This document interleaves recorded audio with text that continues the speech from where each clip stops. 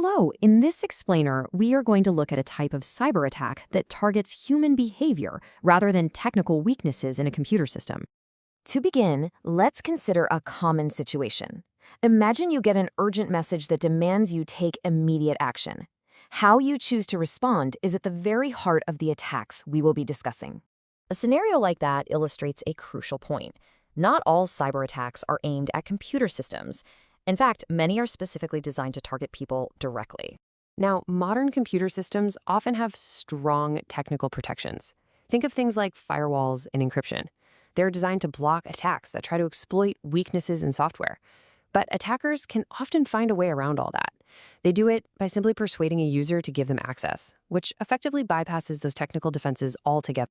You see, unlike computers, which follow rules and instructions precisely, human behavior can be unpredictable.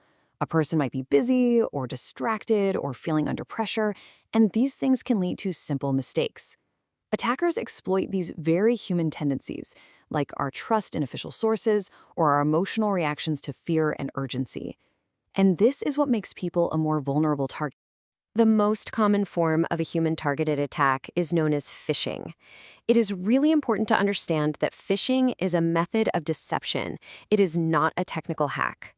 The way phishing works is by tricking a person into willingly providing information or access. And because the user volunteers this information, no system is ever technically hacked or broken into. The attacker's success relies completely on manipulation. So the process is quite straightforward. First, an attacker will create a message or a website to look exactly like one from a real organization. Next, they send this message to a target, often creating a sense of urgency to make them act without thinking. And finally, if the user is convinced, they enter their private details into the fake system, giving the attacker exactly what they wanted. These attacks are so effective because they exploit the trust that people naturally place in familiar organizations. By pretending to be a bank or a school or an employer, attackers make their requests seem legitimate, which greatly increases the chance that a user will respond. Next, let's examine how an attack on just one single person can end up having serious consequences for an entire organization.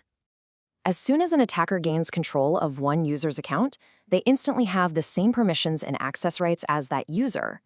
This account can then become a gateway, allowing the attacker to move from that single point of entry into shared systems and sensitive data areas. With this initial access, an attacker can cause significant damage. They might install malicious software, such as ransomware, or use the compromised account to launch more attacks on other users within the same network. This really shows that the security of an entire network can depend on the actions of every single user. This phrase is a fundamental concept in cybersecurity.